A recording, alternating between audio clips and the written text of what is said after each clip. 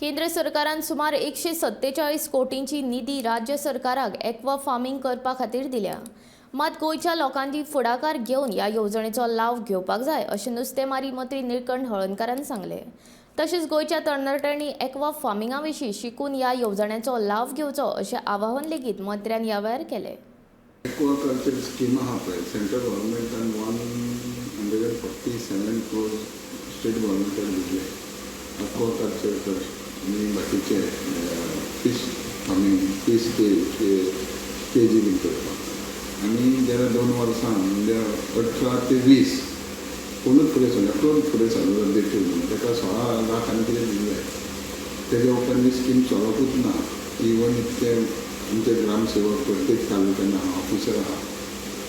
मागीर गव्हर्नमेंटान थोडी मॉडिफाय केली ती येवपाक जाय तर 22 पासून कांय ना।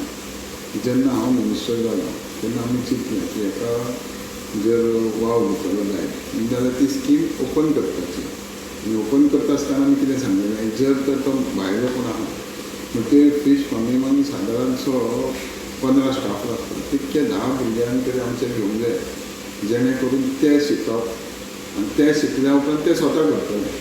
कारण ते मोठे इन्वेस्टमेंट नाका, ते थोड्या प्रमाणान जाता पूण ते शिकोवंक जाय।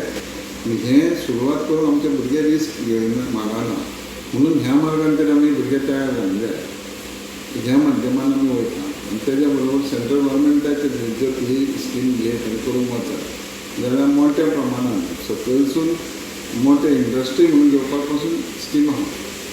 सो आमी जास्तीत जास्त प्रयत्न करता जाता तितले कोणी फुडें सरपाचें।